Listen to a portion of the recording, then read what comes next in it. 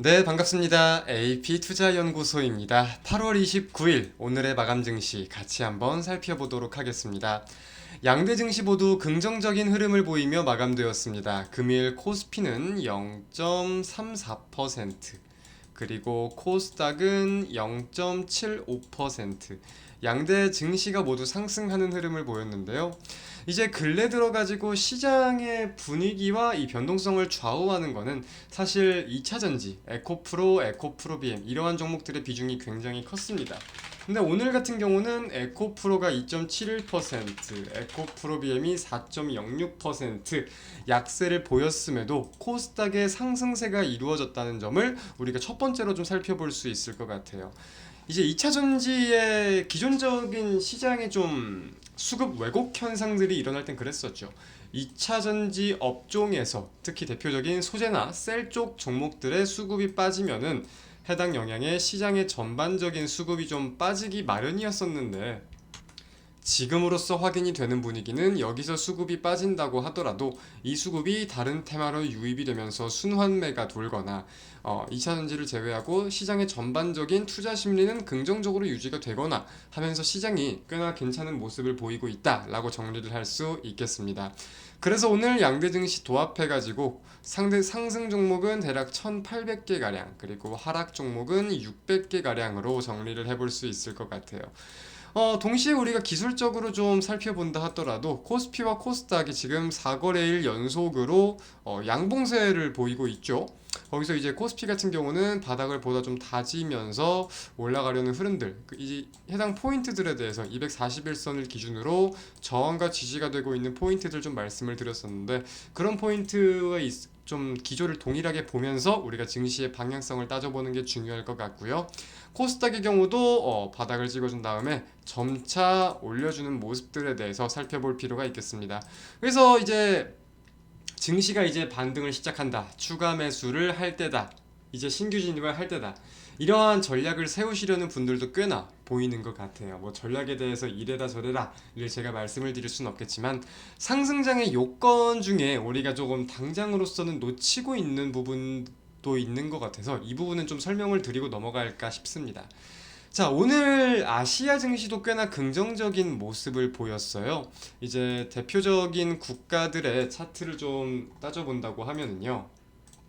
오늘 홍콩의 항생 지수도 1.95%, 그리고 뭐 대만 각권 지수도 0.69%, 중국의 상해 종합 지수도 몇 퍼센트죠? 1.20% 상승하는 모습들을 보였습니다. 자, 근데 제가 이제 좀 주목을 했던 부분은 뭐였냐면은 상해 종합 지수를 기준으로 볼 때 전일 5% 갭을 띄우면서 출발을 했지만, 이것을 빌미로 외국인들의 차익 매물들이 많이 출회가 되면서 엄청난 음봉세를 보이며 마감이 되었잖아요. 물론 상승 마감을 한 것은 맞지만 출발가 대비해가지고 차익 매물만 많이 쏟아지면서 누가 봐도 전강후약 장세, 이러한 흐름이라고 따져볼 수 있었을 것 같은데, 오늘은 반대로 거기에 대한 반발 매수세가 좀 유입이 되었다고 살펴볼 수 있겠습니다. 물론 중국 입장에서 지금 뭐 부동산, 디플레이션 등등 다양한 경제 위기에 대해서 지원, 부양책들에 대한 많은 고안들을 하고 있고, 거기에 대한 기대 심리도 좀 유효한 것으로 보이긴 하는데, 제가 여기서 좀 말씀을 드리고 싶은 부분은 아직 외국인의 전반적인 투자 심리, 방향성을 읽기에는 좀 어렵다는 말씀을 드리고 싶어요. 아직까지는 좀 섣부르다고 여겨지는 부분들이 있다.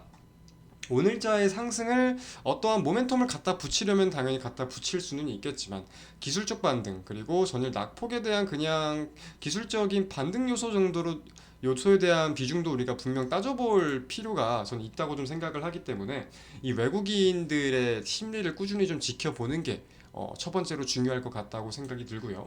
관련해서 중국 이슈가 아니라 미국과 우리가 연동을 지어 본다고 하더라도, 이제 가장 중요하게 여겨지는 게 뭐죠? 우리가 외국인들이 국내 증시를 매수하려면 이런 조건이 있어야 된다 라고들 말씀을 많이 하시는 대표적인 게 환율입니다. 환율. 고점을 찍고 나서 점차 이제는 눌림이 보이는 모습들이 보이고 있는데 이러한 기조가 이어질 수 있을지 그리고 거기에 대해서 외국인의 전반적인 투자 심리가 살아날 수 있을지 여부를 주목할 필요가 있을 것 같고 환율과 동시에 당연스럽게 봐야 되는 거 현재로서는 환율과 거진 같이 움직이는 게 이 채권이겠죠. 채권. 대표적으로 이제 10년채를 많이들 보시는데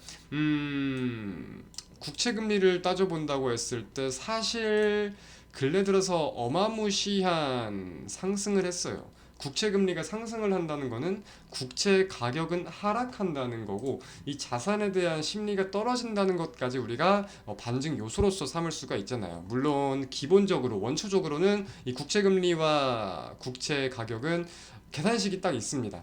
상반될 수 있는 계산식이 있어요. 그리고 그 이후에 다양한 이유들이 붙는 건데 이제 옛날 같으면은 사실 채권은 안전자산으로 여겨지고 주식은 위험자산으로 여겨졌었기 때문에